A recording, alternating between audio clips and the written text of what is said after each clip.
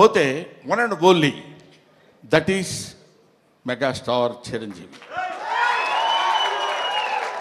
Megastar Chiranjeevi గారి గురించి course ఆయన గురించి మాట్లాడటానికి నా ఒక్కడికే క్వాలిఫైడ్ మ్యాన్ అనుకుంటున్నాను. ఆయన 40 సంవత్సరాల సుదీర్ఘమైన ప్రయాణం ఆయనతో నా 4 decades.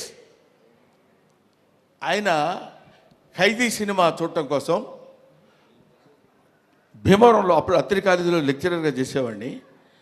భీమవరం వచ్చినప్పుడు పని మీద హడావుడిగా వెళ్ళిపోయి ఆ సినిమా చూసి వచ్చి ఎవడో కుర్రాడు భలే చేస్తున్నాడు రా అసలు ఏదండి అదే చెప్తున్నాను.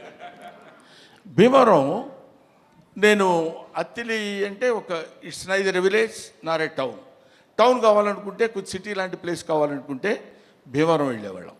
అప్పుడు నా మిస్సెస్ ప్రెగ్నెంట్గా ఉంది. ఏంట్రా ఎక్కడ నేను గబుక్కుని ఎవడన్నా చూపించినట్టు ఉన్నప్పుడు తను తీసుకుని భీమవరం వెళ్ళి భీమవరంలో చెకప్ చేయించుకొని అది పాజిటివ్ వచ్చింది అనగానే గబ పరిగెట్టుకుంటూ ఆవిడని లాక్కుని ఆల్మోస్ట్, ఎందుకంటే ఆ సినిమాలో ఫస్ట్ ఫైట్ బిగినింగ్లోనే ఫైట్ ఉంటుంది, ఇది ఖైదీ ఫైట్. అంతవరకు అట్లాంటి ఫైట్ చూసిన వాళ్ళు లేరు. ఇవాళ చిరంజీవి గొప్పోడయ్యాడు, చిరంజీవి చాలా గొప్పోడయ్యాడంటే he is the trend setter. Trend setter అంటే